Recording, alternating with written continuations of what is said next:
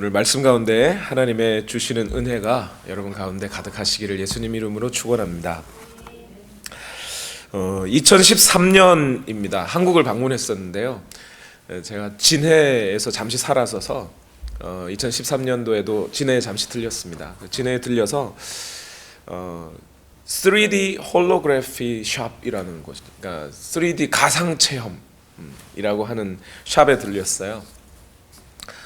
저와 우리 가족들이 방 한가운데 딱 앉아 있고요. 앉아서 그 좀 우스꽝스럽게 생긴 안경 있죠. 여기는 빨간색, 여기는 파란색 이렇게 생긴 거 이렇게 딱 끼고 이렇게 딱 앉아 있으니까 갑자기 그 방이 이렇게 해저 물속으로 샥 바뀌어요. 그러니까 저쪽에 막 수풀이 샥 올라오고요. 물고기 떼들이 여기 와서 촥 이렇게 지나가고요. 그러니까 우리 아이들이 그 물고기 하나 잡아보려고 손을 막 허공에다가 막 이렇게 휘젓습니다. 저는 옆에서 팔짱 끼고 딱 보면서 가소로운 것들 그런 거 가지고 속다니 뭐 이러고 있었어요. 그리고 근데 상어가 갑자기 앞에서 샥 나타나 저도 막 이랬어요. 네. 가짜인데 그냥 그림만 그런데 정말 나에게 오는 것 같아가지고 확 겁을 먹고 그랬습니다. TV 광고 중에 맥주 광고가 가장 좀 산뜻하고 요즘 말로 하면 쌈박한 것 같아요.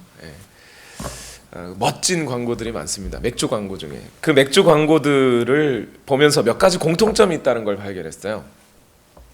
먼저 그 맥주 광고 중에는요, 광고에 나오는 모델들 중엔 40대, 50대, 60대 모델이 없습니다.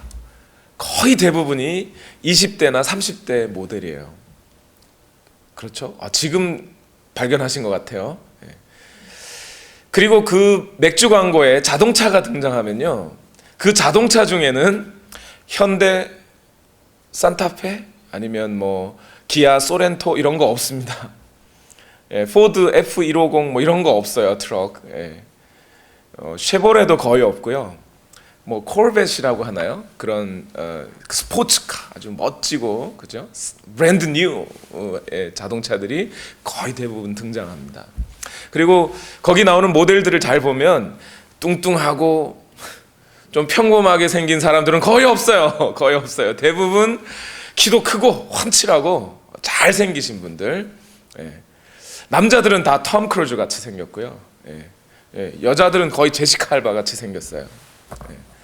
다 잘생기고 이쁜 사람들이 맥주를 마시면서 다 행복해 보여요. 춤도 추고 친구들하고 같이 파티도 하고, 어떤 사람들은 지중해 저 바다에다 요트 띄워놓고 멋있게 딱 누워서 맥주 한 잔 딱 이렇게 하고, 그러면서 그 광고만 보면 이 맥주만 마시면 다 누구나 이렇게 멋있고 잘생기고 아름다운 해변에서 행복하게 살 수 있다고 보여주는 것 같아요. 그런데 현실은 그렇지가 않지요. 미국 안에서도 한 해에 뭐 제가 일일이 다 이렇게 조사를 해본 바는 없습니다만, 현재 미국에 알코올 중독을 앓고 있는 사람들이 약 1750만 명 정도가 된다는 거예요. 엄청 많죠, 이것만 해도. 그죠? 그리고 매년 8만 명 가량이 알코올과 연관된 사건이나 사고, 질환, 병 등으로 죽는답니다. 음주 운전도 마찬가지 여기 들어가겠죠. 또 뭐 술을 많이 마셔서 혈관이 뭐 확장되거나 막히거나 뭐 이렇게 해서 죽는 경우가 많다는 거예요. 또 10대들 중에 한 해에 6천 명 정도가 이 알코올과 연관된 사건이나 질환, 질병으로 죽습니다. 현실은 이 알코올 때문에 사람의 삶이 무척 피폐해지고 불행해져 가고 있는데, 맥주 광고만 보면 다 행복한 것만 같이 보인다는 거죠. 그 알코올을 마시면 말이죠. 오늘 우리가 눈에 보이는 대로 그 모든 정보들을 다 받아들이고 우리 귀에 들리는 대로 다 이해하고 받아들여서는 안 되겠다는 거예요. 이 세상은 오늘 우리에게 인생과 삶에 대해서 가짜 모습, 허상을 보여주고요, 우리에게 진실이 아닌 거짓을 들려줍니다. 우리에게 인생과 삶에 대한 진실을 말해주고 실제 오늘 우리의 인생이 어떤 것이고 어떤 의미가 있고 우리는 과연 어떻게 살아가야 하는지에 대해서 알려주는, 진리를 말해주는 것은 성경밖에는 없습니다. 그리고 길이요 진리요 생명 되신 예수님은 오늘 우리에게 이렇게 말씀하십니다. 요한복음 8장 31절과 32절 말씀에 예수께서 자기를 믿은 유대 사람들에게 말씀하셨다. 너희가 나의 말에 머물러 있으면 너희는 참으로 나의 제자들이다. 그리고 너희는 진리를 알게 될 것이며 진리가 너희를 자유롭게 할 것이다. 우리는 진리를 들어야 하고 그 진리 위에 서 있어야 하고 바로 그렇게 진리 위에, 진짜 위에, 허상이 아니라 가짜가 아니라 거짓말이 아니라 실제 진리 위에 서 있을 때에서야 비로소 우리는 안정감을 누리게 된다는 겁니다. 자유를 누리게 되어 있습니다. 오늘 본문은 요한 1서의 마지막 부분이에요. 요한 1서가 전체 편지라면 오늘 우리가 읽은 요한 1서 5장 18절에서 21절까지는 추신에 해당합니다. 할 말 다 하고 마지막으로 PS 써가지고 덧붙여 하는 말이 있죠. 추신. 그 추신에 해당하는 말이 오늘 네 구절의 말씀이에요. 이 네 구절의 말씀 속에는 지금까지 요한이 요한 1서 전체를 통해서 반복하고 또 반복하고 이렇게도 설명하고 저렇게도 설명했던 여러 가지 진리들을 한데 모아서 그 중에서 가장 이 편지를 읽어보는 사람들이 반드시 알고 꼭 알고 기억하고 알아야 할 진리를 세 마디 말씀과 그리고 한 마디의 권면의 말씀, 모두 네 마디의 말씀으로 나누어서 설명을 하고 있어요. 아주 요약적으로 말씀하고 있어요. 그러니까 어떻게 생각하면 오늘 우리가 읽은 이 네 마디 말씀은 요한일서 전체를 통해서 이미 이루어지고 이미 말했던 것들이에요. 그것을 반복하고 다시 한번 요약해서 요한이 우리에게 알려주는 말씀입니다. 그래서 오늘 이 20번째 요한일서 강해에 나는 그리스도인이다 라는 시리즈가 오늘로 마감이 되는데요. 오늘 우리는 이 세 가지 진리와 한 가지 권면의 말씀을 반드시 우리 마음속에 새겨야 하겠습니다.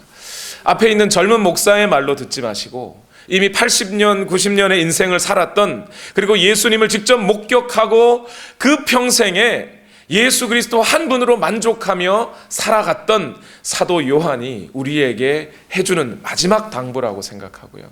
마지막으로 남겨주는 유언이라고 생각했으면 좋겠습니다. 사도 요한이 우리에게 쓴 책들이 크게는 세 가지가 있어요. 교회를 향하여 쓴 책이 요한복음, 요한 1서, 그리고 요한 계시록이 있죠. 물론 요한 2서, 3서는 물론 사도 요한의 편지이지만 이것은 개인적인 편지에 가깝고요. 교회에다가 준 건 요한 1서에 해당합니다. 그런데 우리는 흔히 요한 계시록이 맨 마지막에 있으니까 요한이 쓴 편지 중에 요한 계시록이 맨 마지막에 쓰여진 편지처럼 생각하기 쉬워요. 그런데 사실은 요한 계시록을 쓴 다음에 요한이 요한 1서라는 편지를 썼습니다. 그렇게 생각한다면 우리는 요한 계시록의 맨 마지막 장에 있는 말씀이 마지막 말이 아니고 요한 계시록 다음에 시간적으로는 요한 1서가 맨 끝에 쓰여진 거죠. 그리고 그 요한 1서의 마지막 말씀드린 오늘 네 마디 말씀은 마치 사람이 죽을 때 하는 유언과 같이 매우 중요한 말씀이 될 겁니다.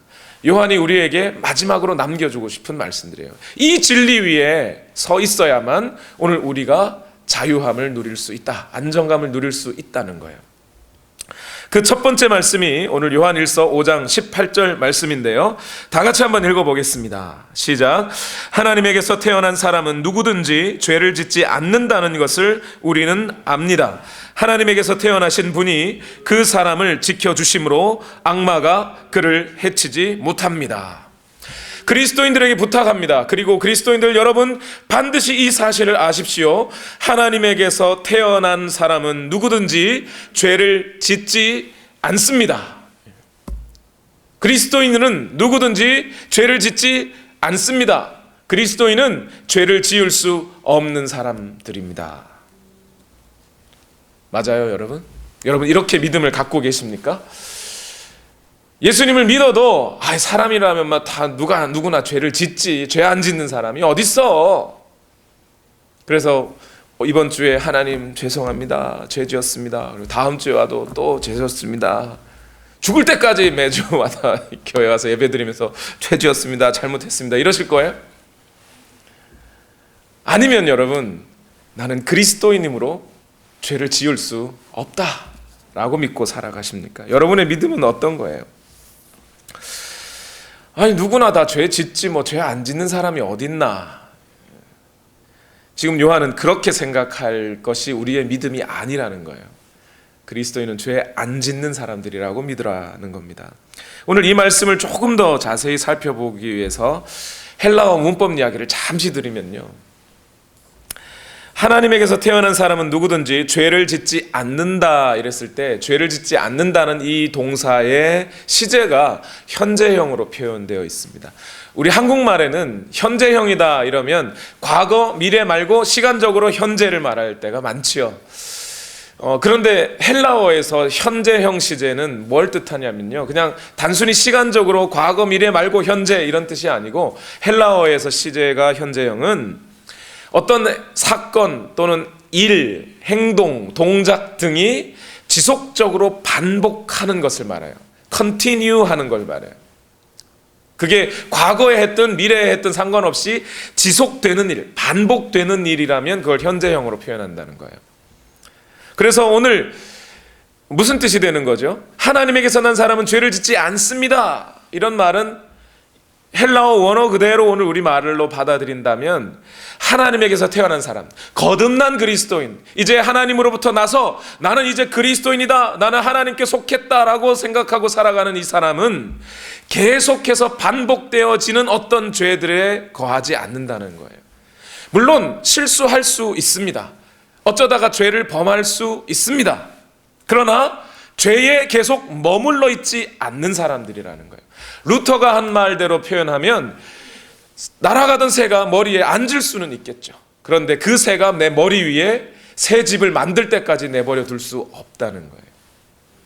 그러니까 이 말씀은 그리스도인은 전혀 완전 무결하게 죄를 눈꼽만큼도 지을 수 없다, 나는 안 짓는다, 앞으로는 절대 안 지어, 내가 하는 건 다 죄가 아니야 라고 말하는 게 아니죠. 그런 뜻이 아닙니다.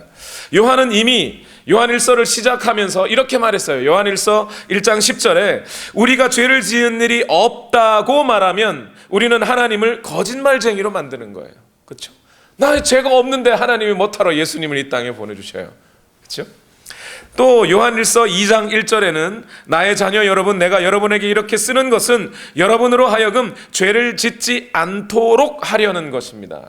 죄 짓지 않게 하기 위해서 이 편지를 씁니다 라는 얘기는 죄를 지을 수 있다는 거죠. 죄 지을 가능성은 분명히 있다는 거예요. 그리고 오늘 본문 바로 앞에 요한 1서 5장 16절 2절 앞에 있는 말씀에 보면 이렇게 말씀하셨어요. 누구든지 어떤 교우가 죄를 짓는 것을 볼 때에 그것이 죽음에 이르게 하는 죄가 아니면 하나님께 간구하십시오. 이렇게 되어 있어요. 무슨 얘기입니까? 우리는 보통 주변에 누군가가 죄를 지으면 마음으로 뭐부터 해요? 정죄부터 하기 쉽죠. 하기 쉽고 비난하기 쉽고 그 사람에 대해서 뒷담화하기 쉽고, 그죠? 보통 사람들은 그렇습니다. 그런데 요한은 분명히 얘기하는 거예요. 오늘 우리의 기도를 하나님이 들어주신다는 걸 여러분이 정말 믿는다면, 형제가 죄를 범할 때 그 죄를 짓는 형제를 위해 기도하면 그 죄의 문제가 하나님 앞에 사해지지 않겠습니까? 그렇다면 형제가 죄 짓는 것을 보면 당연히 기도부터 해야 되는 것입니다 라고 이야기하는 거죠. 그러니까 형제가 죄를 짓는 것을 보거든 이라고 말하는 것은 우리 모두가, 그리스도인들도 역시 죄를 지을 가능성은 있다는 거예요. 그러면 뭡니까? 우리 모두가 죄를 지을 가능성이 있다. 사람들이란 완벽한 존재가 아니라서 완전 무결하게 살지 못하니까 죄를 지을 수 있다는 것을 인정합니다. 그런데 그렇기 때문에 우리는 죄를 지어도 괜찮다는 뜻인가요? 그건 아니겠죠. 그건 아니겠죠. 흔히 사람들이 사람은 완전 무결하지 않다, 죄를 지을 수 있다는 것을 주로 어디다가 적용해요? 남에게 적용해요? 나에게 적용해요? 나에게 적용해요. 나에게 적용해서 내가 죄 짓고 난 다음에 죄를 핑계대기 위해서 사람이란 다 죄 짓고 사는 거야 라고 말을 해요. 그런데 우리 이렇게 한번 생각해 보면 어떨까요? 오늘 우리가 구원을 받았습니다. 어디에서 구원을 받았나요? 누군가가 물에서 빠져 있는 것을 건져내면 그것을 구원했다, 이렇게 세이브했다 그러죠. 그러면 우리가 구원을 얻었습니다. 어디서 얻었어요? 어디에서부터 우리는 구원을 얻은 거예요? 하나님이 우리를 어디에 있던 우리를 건져주신 거예요? 죄에 있던 우리를 건져주신 거죠. 그랬던 우리를 건져주셨는데 우리가 다시 죄 속으로 들어가야 하겠습니까? 어쩌다 빠질 수 있겠죠. 어쩌다 손과 발을 담글 때는 있을 수 있겠죠. 그러나 그 죄의 물 속에 들어가서 살 수는 없는 노릇이지요. 오늘 우리가 단순히 이 구원이라고 하는 것을 교리적으로, 어떤 지식적으로, 신학적으로만 받아들이면 이 그리스도인들이란 죄 짓지 않는 사람들이라는 것을 잘 이해하기 어렵습니다. 그런데 오늘 우리가 과연 죄에 빠져 있었고 그 죄로 인해 하나님의 진노를 피할 수 없었던 우리인데, 그 우리를 대신하여 예수 그리스도께서 십자가를 대신 지셨다는 것을 우리가 진심으로 우리 영혼 깊은 곳에서부터 믿고 있다면 죄를 지을 수 없는 거죠.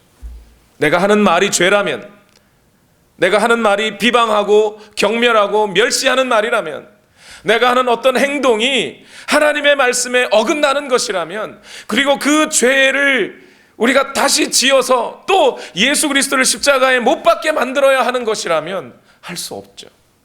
이미 예수 그리스도께서 우리를 위하여 그렇게 죽어주셨는데 내가 어떻게 또 예수님의 손에 못을 박을 수 있어요? 그럴 수 없기 때문에 그리스도인들에 대하여 요한은 이렇게 말하는 겁니다. 그리스도인이란 죄를 지을 수 없는 사람이다. 죄를 지을 가능성이 없다는 게 아니라 그 사람들의 양심상 도저히 예수님의 십자가를 기억하고 알고 그를 인하여 구원을 얻었다는 것을 믿는 사람들이 어떻게 죄를 지을 수 있느냐 이 말이에요. 그래서 오늘 우리 그리스도인들은 예수 그리스도 때문에 죄 지을 수 없는 사람들이 되는 거예요. 오늘 18절 후반절에 보면 18절 후반절은 이렇게 말씀하고 있죠. 하나님에게서 태어나신 분이 그 사람을 지켜주심으로 악마가 그를 해치지 못합니다. 악마가 우리에게 원하는 건 뭐예요? 사단이 우리에게 원하는 것은요, 우리는 단순히 어떤 우리 앞에 경제적인 어려움이나 관계적인 어려움들이 있으면 하나님 그거 해결해 달라고 막 기도하다가 죄의 문제에 대해서는 신경 안 쓸 때가 있어요.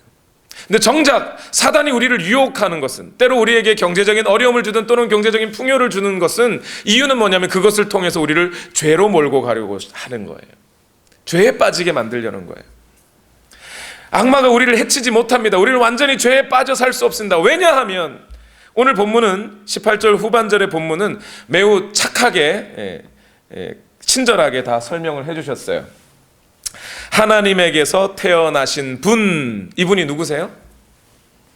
예수님이라고 확실히 우리는 알 수 있겠죠. 예수님이 누구를, 그 사람, 즉 그리스도인을 지켜주심으로 우리는 죄에 빠질 수 없습니다. 이렇게 해석할 수 있죠. 그런데 원래 헬라어에는 그 존댓말이 없어요. 그래서 이 본문이 하나님에게서 태어나신 분이라고 해석하기 이전에 하나님으로부터 태어난 자라고 되어 있어요, 사실은요. 그러니까 하나님으로부터 태어난 자는 크게 둘로 나눌 수 있네요. 첫 번째는 누구요? 예수님이, 그렇죠. 예수님이 나셨으니까, 외아들이시니까. 두 번째는 누구요? 우리 그리스도인들. 그리스도인들이 이렇게 해석할 수 있어요. 그래서 이 본문은 크게 둘로 해석이 가능한 겁니다. 첫 번째는 우리 그리스도인이 그리스도인 자신을, 자기 자신을 죄로부터, 악마로부터 지킨다라는 뜻이 되는 거예요. 저는 이렇게 해석해도 무방하다고 생각합니다. 괜찮다고 생각합니다. 왜냐하면 분명히 로마서의 말씀은 우리에게 그렇게 말씀하셨어요. 너희 몸을 악에게 불의의 병기로 드리지 말고 하나님께 의의 병기로 드려라, 이랬죠. 그리고 그것은 우리 그리스도인들이 당연히 해야 할 노력이에요. 죄로부터 우리 자신을, 어떤 유혹들로부터 우리 자신을 지켜야 하는 것은 우리의 당연히 가져야 할 의지예요. 그런 점에서 그렇게 해석해도 좋습니다. 그런데 그렇게 해석할 경우에는 우리 마음에 평안함이 있을까요? 평안함이 잘 안 생겨요.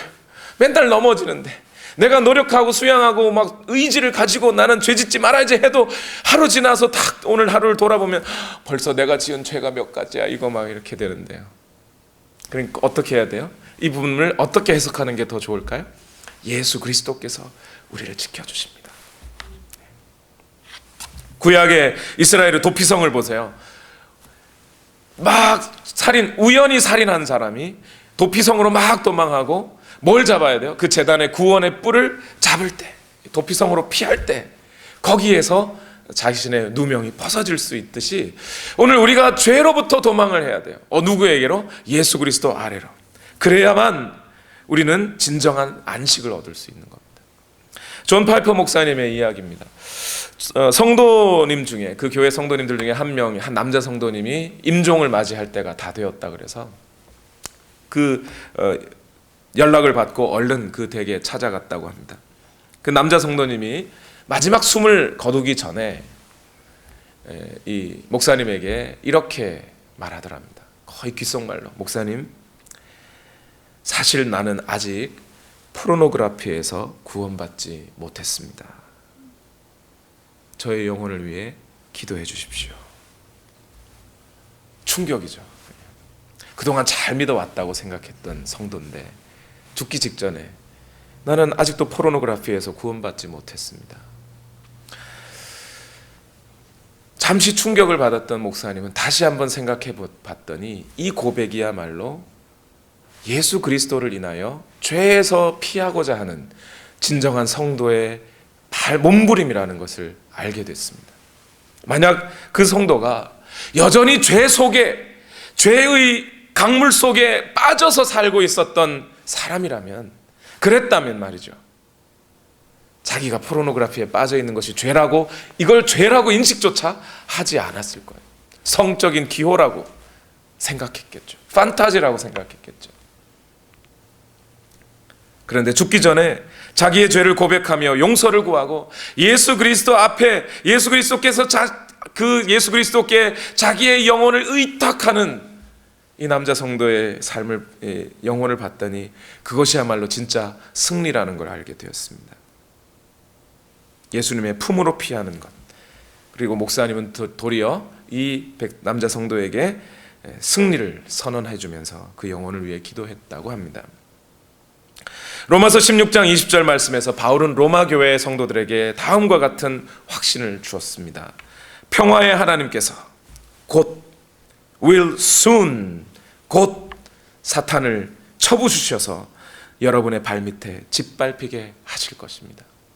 예수 그리스도의 십자가 사건으로 이미 사단은 허리가 꺾였습니다. 그리고 예수 그리스도께서 이 땅에 다시 오실 때 사단은 완전히 우리 발밑에 꼬꾸라지게 될 것입니다. 그때까지 우리는 이 죄와 싸워야 합니다. 그런 뜻에서 오늘 요한은 이와 같은 말씀을 우리에게 주신 것입니다. 하나님에게서 태어난 사람은 누구나 죄를 짓지 않는다는 것을 우리는 압니다. 하나님에게서 태어나신 분이 그 사람을 지켜주심으로 악마가 그를 해치지 못합니다. 두 번째로 우리에게 주시는 그리스도인이 가져야 할 가장 기본적이고 분명하고 확실한 지식은, 거듭난 그리스도인들 모두는 누구에게 속해 있어요? 하나님께 속해 있다는 사실이에요. 요한일서 5장 19절 말씀 다 같이 읽어봅시다. 시작. 우리가 하나님에게서 났다는 것을 우리는 압니다. 그런데 온 세상은 악마의 세력 아래 놓여 있습니다. 이 얼마나 확신에 찬 고백인지 모릅니다. 이 요한을 보면 그런 생각이 들어요. 요한이 사도행전을 시작할 때 사도행전의 말씀 보면 미가서의 말씀들을 인용을 하죠. 요엘서의 말씀을 인용하죠. 그날엔 주의 영이 임하여 청년들은 환상을 보고 노인들은 꿈을 꾸리라. 성령이 임하시며. 그 말씀이 무슨 뜻인가 가만히 생각해 봤어요. 노인이 되면 말이죠, 나이가 많아서 이제 남은 인생이 얼마 남지 않을 때가 되면 뭘 꾸지 않아요? 꿈을 꾸지 않아요. 소망하지 않아요, 미래를. 근데 성령이 임하시면 꿈을 꾼다는 거예요. 마치 이 요한이 그러지 않나요? 요한이 우리 그리스도인들에게 그냥 뭐 되는 대로 살아라, 뭐 인생 뭐 있냐 이렇게 말하지 않아요.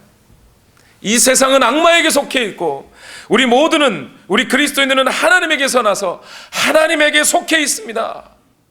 확실한 지식을 가지라는 거예요. 우리가 사는 곳이 어디든지, 거기가 알링턴이든지 포트워스든지, 우리가 사는 곳이 직장이든 가정이든 어디든, 아파트에 살든 하우스에 살든 어디든지, 오늘 우리가 살고 있는 바로 그곳이 하나님께 속한 곳이라는 거예요. 우리의 삶은 과거의 세상에서 살던 그것과 같지 않다는 겁니다.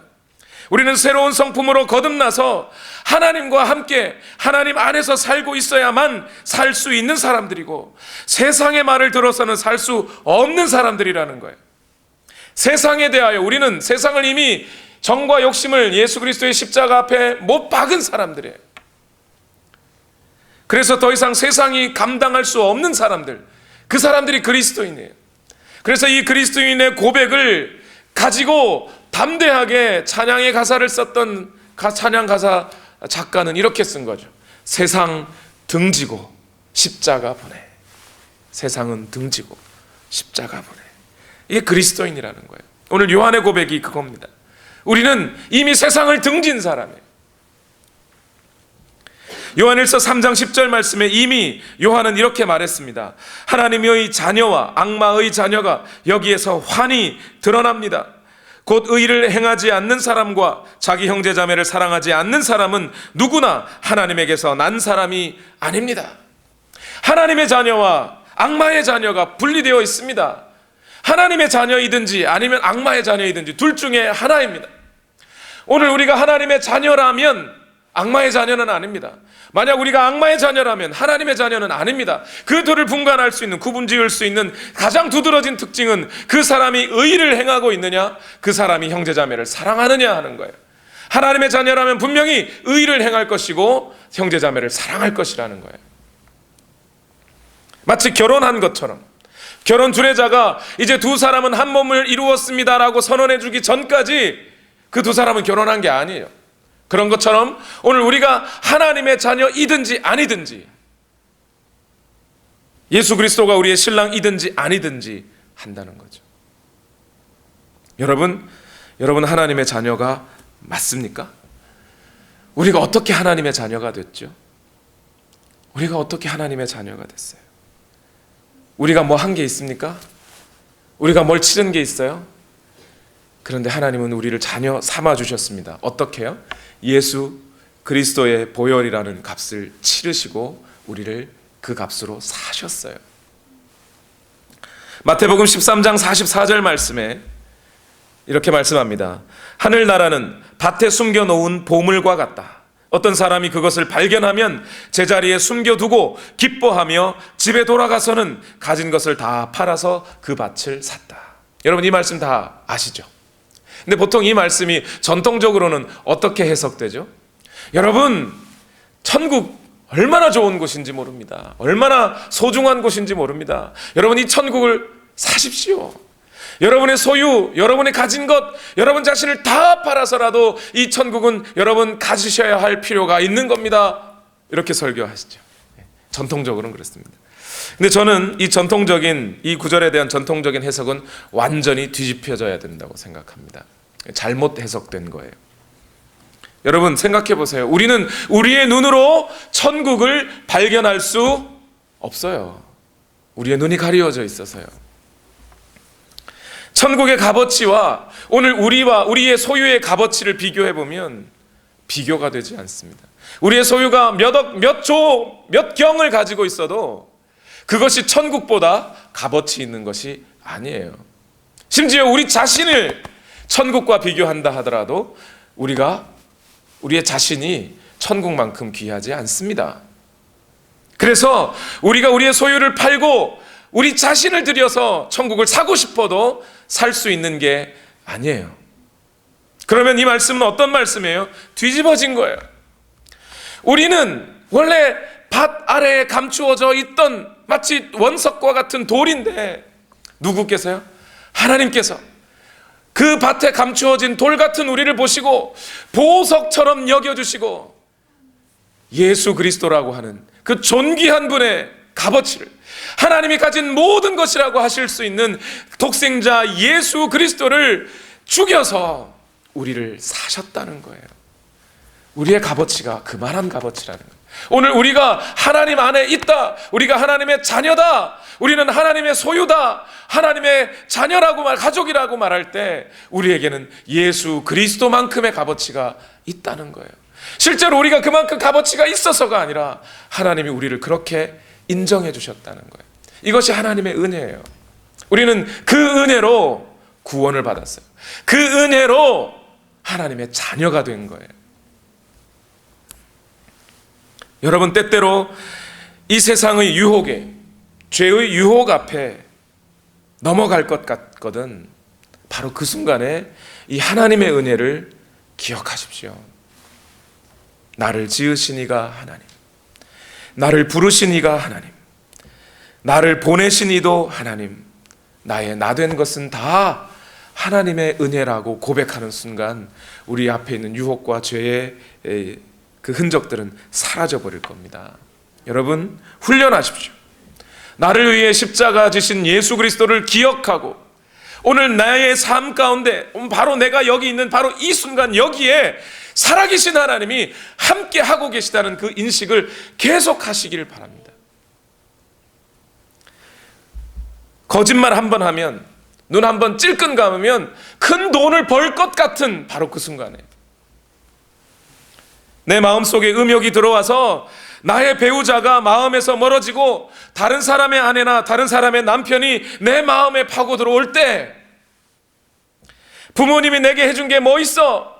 나는 맨날 당하기만 하고 하면서 내 마음속에 불평이 꽃피기 시작할 때, 게으름과 나태함이 나를 덮쳐올 때, 하나님을 향한 열정이 식어짐을 느낄 때, 바로 그 순간에 예수 그리스도의 십자가를 기억하는 거예요. 하나님께서 우리에게 주신 은혜를 기억하는 거예요. 바로 그렇게 할 때 믿음의 주요 온전케 하시는 이인 예수 그리스도를 바라보면 그분은 우리의 마음에 믿음을 만들어 주십니다. 다시 열정을 주어주시고 다시 주님을 향하여 뛸 수 있는 발에 힘을 주시고 굽은 다리를 펴게 해주십니다. 이것이 그리스도인들이 이 땅을 살아가는 삶의 방식이 되는 거예요. 세 번째로, 첫 번째는 뭐였습니까? 그리스도인들이 반드시 지녀야 할 지식, 그리스도인들은 죄를 짓지 않는 사람들입니다. 두 번째, 그리스도인들은 하나님 안에 있는 사람들입니다. 세 번째로, 그리스도인들은 하나님은 진짜 하나님이라고 믿는 사람들입니다. 요한일서 5장 20절 말씀 다 같이 읽겠습니다. 시작. 하나님의 아들이 오셔서 그 참되신 분을 알 수 있도록 우리에게 이해력을 주신 것을 우리는 압니다. 우리는 그 참되신 분, 곧 하나님의 아들 예수 그리스도 안에 있습니다. 이분이 참 하나님이시요 영원한 생명이십니다. 아멘. 20절에는 어떤 말이 반복적으로 나오죠? 참, 그죠? 참으로. 참이십니다. 참 하나님, 참. 예. 참기름 할 때 그 참하고 같은 뜻이에요. 예. 이 세상에 뭐가 많아서요? 가짜가 너무 많아서, 허상이 너무 많아서, 잘못된 지식들이 너무 많아서, 가짜 신들이 많아서 요한이 강조하는 거예요. 우리 하나님이 참 하나님이십니다. 예. 제가 시골에 살 때 기름집에 아저씨가 맨날 그 참깨로 기름을 짜가지고요, 병에다가 자기 상표 딱 붙여서 파시는 분이 있었는데 그분이 그렇게 써놨어요. 어느 날 순 진짜 참기름이라고. 뭐야? 다른 건 가짜일지 몰라도 내 건 진짜다, 뭐 이거죠. 우리 하나님이 진짜 하나님이십니다. 지금 요한은 그 얘기를 하고 있어요. 이 세상의 다른 모든 신들은 허상이요, 우상이요, 거짓에 불과할 뿐 우리에게 진정한 구원을 줄 수 있는 신들이 아니라는 거예요. 오직 예수만이 그리스도시요, 예수만이 하나님이 보내신 분이시요, 그 예수를 보내신 하나님이 참 하나님이시라는 겁니다. 요한은 그 사실을 직접 목도한 목격자로서 우리에게 요한일서를 우리에게 주셨어요. 오늘 본문은 크게 두 가지 진리를 하나로 묶어서 이야기해주고 있는데, 첫째는 예수님과 하나님 두 분 모두 참 진짜 하나님이시라는 점, 그리고 그 참되신 하나님을 우리에게 알려주시기 위하여 예수께서 오셨다는 점, 이 두 가지를 한꺼번에 우리에게 말해주고 있어요. 이 말씀을 요한복음 14장 6절에 있는 말씀으로 바꾸면 뭐가 되는 거예요? 예수께서 그에게 말씀하셨다. 나는 길이요 진리요 생명이다. 나를 거치지 않고서는 아무도 아버지께로 올 사람이 없다. 나를 거치지 않고는 아버지께로 못 간다. 그러니 아버지가 참이시고 내가 참이라고 믿지 않으면 누구도 하나님을 경험할 수 없다는 거예요. 오늘 우리 마음속에 예수님이 없는 사람은 하나님을 알지 못합니다. 여러분, 우리가 전도할 때 우리가 갖고 있는 믿음과 우리가 갖고 있는 언어로 아무리 설명해 보세요, 그 사람들은 이해 못합니다. 왜요? 그들의 마음에는 예수님이 없어요. 예수님이 없는 사람들의 마음은 하나님을 이해하지 못해요. 그래서 오늘 이 시간 저의 설교가 이해가 잘 안 되고 받아들여지지 않는 분이 있으면 죄송합니다. 여러분의 마음에는 예수님이 없는 것이 되는 거예요. 그리스도인은 분명한 이해와 지식이 있는데 그것은 믿지 않는 사람들은 갖고 있지 않는 지식이에요. 예수님을 통해서만 알 수 있어요. 알라든지 부처님이든지 죄송합니다. 그분들은 가짜라는 거예요. 그분들이 우리에게 구원을 주지 않는다는 겁니다. 예수 그리스도 외에는. 고린도전서 2장 14절 말씀에 분명히 이렇게 말하고 있어요. 그러나 자연에 속한 사람은 하나님의 영에 속한 일들을 받아들이지 아니합니다. 그런 사람에게는 이런 일들이 어리석은 일이며 그는 이런 일들을 이해할 수 없습니다. 이런 일들은 영적으로만 분별되기 때문입니다.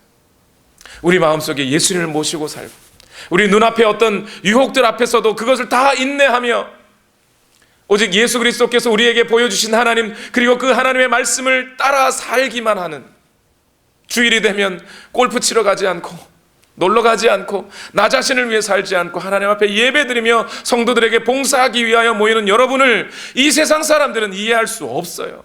그 마음에 예수님이 없기 때문에.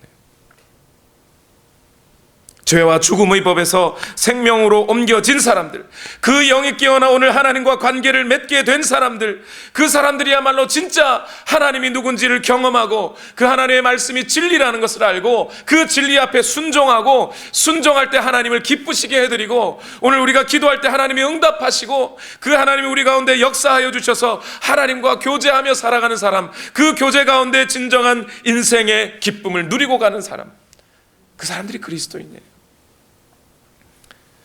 교회마다 이벤트 또는 앞에서 막 재미있게 퍼니즘이라고 하죠, 요즘. 그런 것에 집중하고 있어요. 왜 그런 거죠? 하나님과의 교제가, 말씀을 통해 하나님과 교제하는 그 즐거움을 주지 못하니까 그런 것들로 기쁘게 해주려고 하는 거예요. 예, 물론 교회가 이벤트 할 수도 있어요. 행사할 수도 있어요. 웃을 수 있고 즐거워할 수 있습니다. 그러나 더 근본적으로 그런 웃음과 그런 즐거움들은 시간이 지나면 다 식어 없어지는 것들이에요.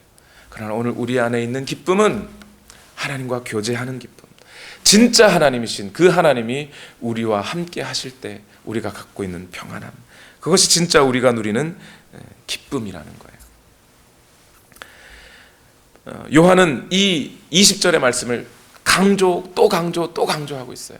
왜냐하면 요한의 편지를 받아보는 사람들, 그 교회에 이단들이 있었거든요. 예수님은 진짜가 아니다. 예수님은 진짜 신이 아니다. 예수님이 진짜 사람일진 몰라도 하나님이 아니다. 그렇게 말하는 사람들이 있었어요. 요한은 다시 강조하는 거예요. 예수님이 진짜 하나님이시다. 예수님이야말로 진짜 하나님이신 그 하나님이 보내신 분이시다. 예수님이 그리스도시다. 이것을 믿지 않으면 우리는 결코 하나님 앞에 나아갈 수 없다. 내가 그것을 봤다. 예수님을 만져봤다. 예수님의 말씀을 들어봤다. 너희는 내 말을 믿어라. 이렇게 얘기하는 거예요. 이 얼마나 감사한 말씀이에요. 예수님을 만나고 예수님을 통해서 하나님을 알고 그 하나님을 통해 우리는 인생의 기쁨을 누리고 살아가고, 이것이 영생이에요. 이것이 영원한 생명이라는 거예요. 요한복음 17장 3절 말씀에 영생은 오직 한 분이신 참 하나님을 알고 또 아버지께서 보내신 예수 그리스도를 아는 것. 죽어서 천국 가는 것도 영생이죠, 물론. 그러나 그 이전에 오늘 지금 여기에서 우리가 진짜 하나님을 알고 그 진짜 하나님을 만나서 그분과 교제하고 그분과 사귀며 살아가는 것, 이것이 영생이라는 거예요. 이것이 얼마나 감사한 말씀인가요? 세 가지 진리가 뭐였죠? 다시 한번 복습해 봅시다. 그리스도인은 죄를 지을 수 없다는 것, 그리스도인은 하나님 안에 있다는 것, 또 그리스도인은 누구와 관계 맺어요? 참 하나님, 진짜 하나님과 관계 맺는 사람들이라는 것. 마지막으로 오늘 요한은 이 편지의 마지막을 오늘 본문 21절의 권면의 말씀 한마디로 마무리하고 있습니다. 요한일서 5장 21절을 읽어보겠습니다. 시작. 자녀된 이 여러분은 우상을 멀리 하십시오. 이 말씀이 요한이 쓴 편지들 중에 아마 거의 맨 마지막이 될 것 같습니다. 우상을 멀리 하십시오. 마치 유언과 같은 말씀이에요. 그런데 여기서 하시는 말씀 중에 우상을 멀리 하래요. 우상이 뭘까요? 여기서 말씀하시는 우상은요, 신주단지 모시듯이 이렇게 이런 동상 같은 거, 그게 우상일까요? 아마 요한의 편지를 받는 사람들은 그렇게 교회 출석하면서 마음 품에다가 막 우상 같은 거 이렇게, 그죠? 품고 교회 오거나 그런 사람들은 별로 없었을 거예요. 그럼 요한이 지금 말하는 우상이 뭘까요? 앞에서 지금 요한은 세 가지 분명한 진리를 가르쳐 줬잖아요. 하나님이 누구신지, 그리스도인이 누군지 분명히 하나님과 예수 그리스도에 관한 진리를 가르쳐 줬잖아요. 그런데 우상은 뭐예요? 그 진리에 반하는, 예수님과 하나님에 대한 참된 지식이 아닌 삐딱한, 뒤틀어진, 뭔가 비슷하지만 다른 그런 지식들, 허상, 그것이 우상이라는 거예요. 예수님에 대해서, 하나님에 대해서 말하는 것 같지만 정작 하나님을 참 하나님, 진짜 하나님으로 알려주지 않고 그 하나님을 마치 도깨비 방망이처럼 알려주는 것.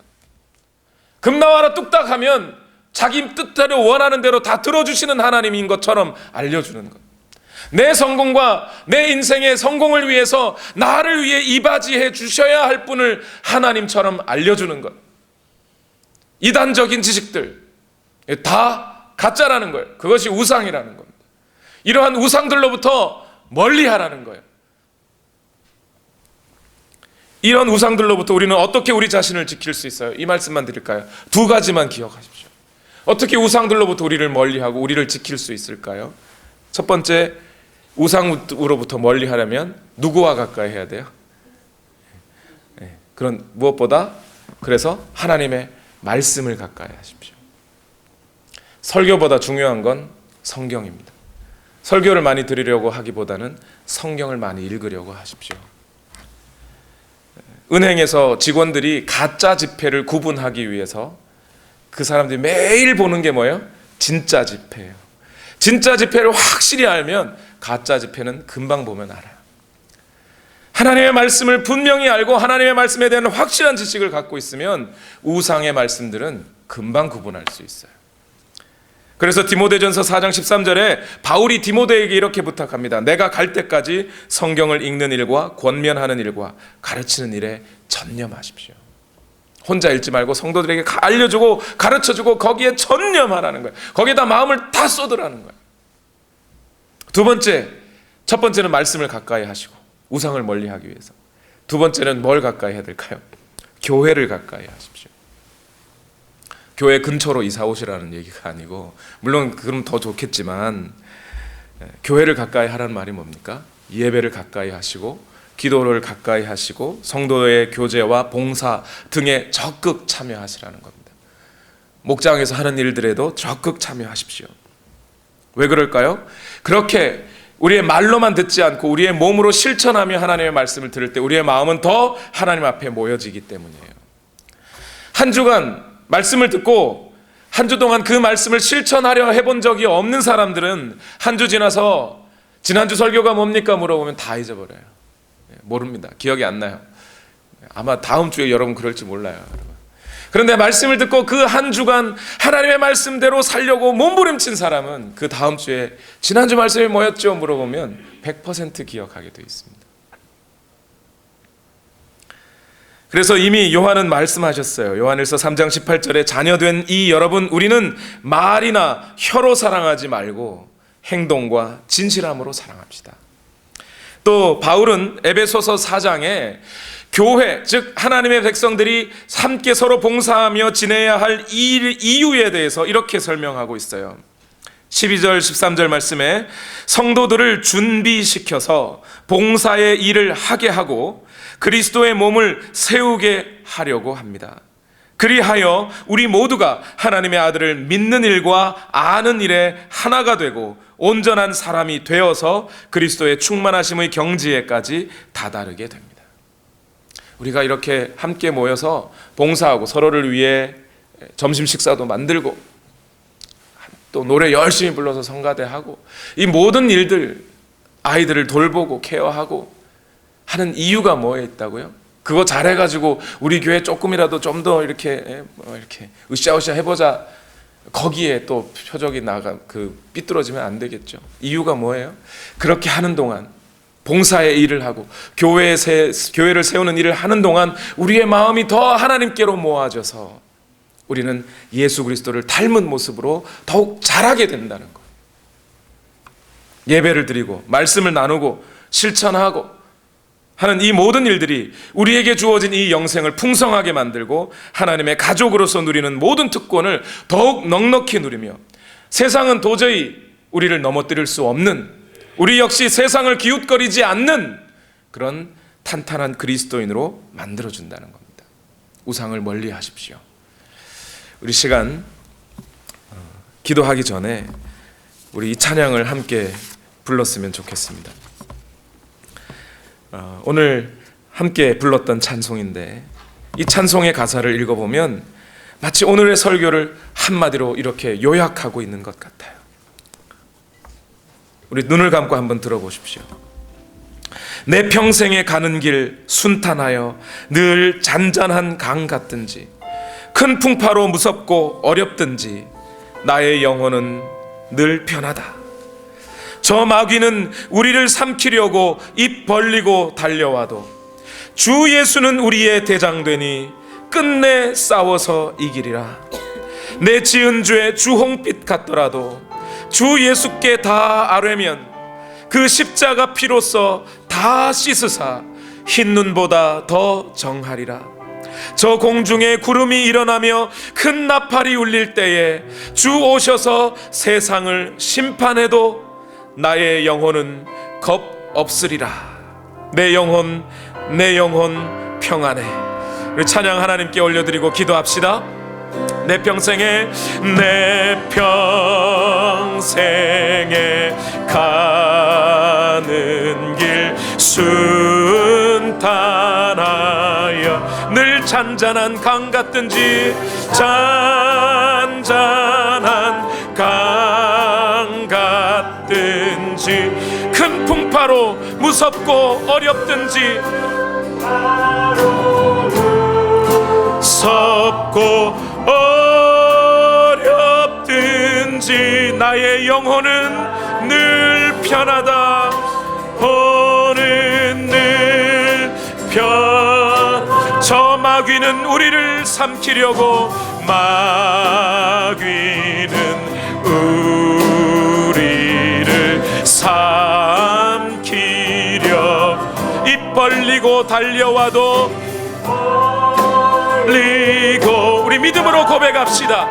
주 예수는 우리의 대장 되니 예수는 우리의 대장 끝내 싸워서 이기리라. 싸워서 이기 내 지은 죄 주홍빛 같더라도 은죄 주홍빛 같더라. 주 예수께 다 아뢰면 예수께 다 아뢰 그 십자가 피로써 다 씻으사 비로소 다시 흰 눈보다 더 정하리라.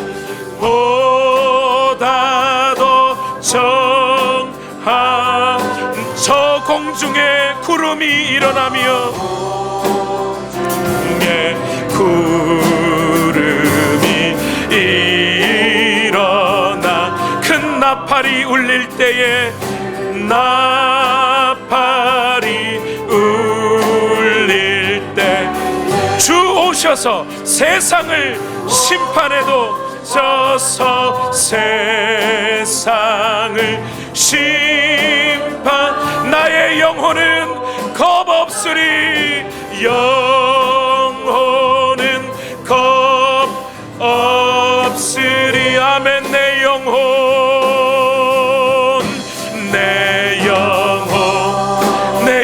평안해 평안해 아멘 아멘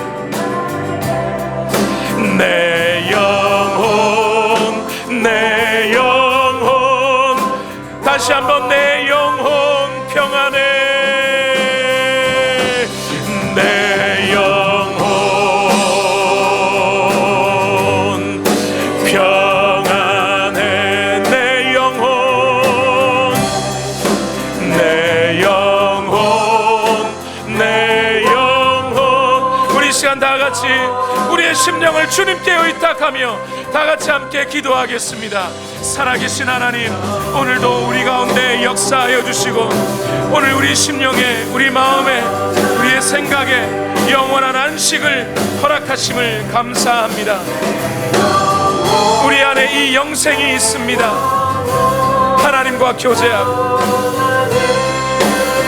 영원하신 하나님과 함께하며 이렇게 살아가는 것, 하나님을 만나는 것, 하나님의 음성을 듣고 하나님의 말씀에 순종하며 하나님 앞에 기도하여 응답을 받으며 하나님과 교제하고 사귀어 사는 것, 이것이 오늘 우리의 영원한 행복입니다.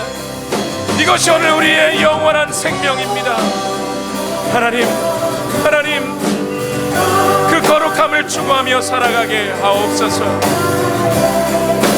내 영혼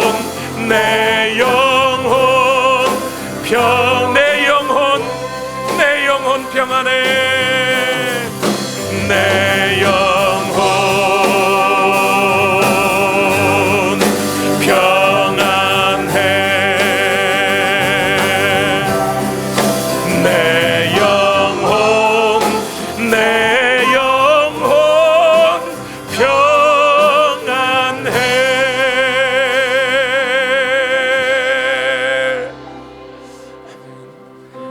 하나님, 오늘 우리에게서 죄의 문제가 해결되었기에 평안합니다.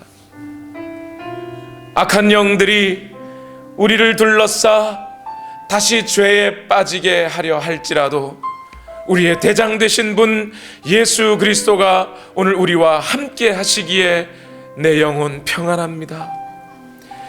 주 예수 그리스도께서 이 땅에 다시 오실 때에 온 세상은 전권을 가지신 그 예수 그리스도 앞에 심판을 받아도 우리에겐 이미 심판이 지나갔기에 내 영혼 평안합니다. 우리가 이 세상을 살아갈 때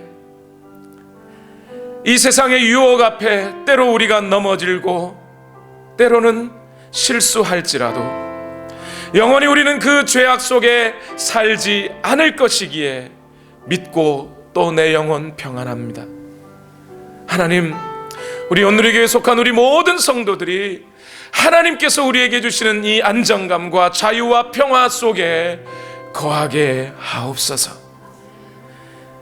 가난하든지 부유하든지 잘났든지 못났든지 남자이든지 여자이든지 어른이든지 아이이든지 상관없이 우리 안에 계신 예수 그리스도, 그 예수 그리스도를 통하여 하나님을 알고 경험하고 만나고 사귈 수 있기에 우리는 겁 없습니다. 주님, 이 평안을 영원히 누리게 하여 주시옵소서. 이제는 우리 구주 예수 그리스도의 무한하신 은혜와 하나님 아버지의 만극하신 사랑과 성령님의 교통하심이 예수 그리스도와 그 하나님 안에서 영원히 살기 원하는 우리 모든 성도들의 삶 위에 지금부터 영원토록 함께 하옵시기를 예수님 이름으로 간절히 축원하옵나이다. 아멘.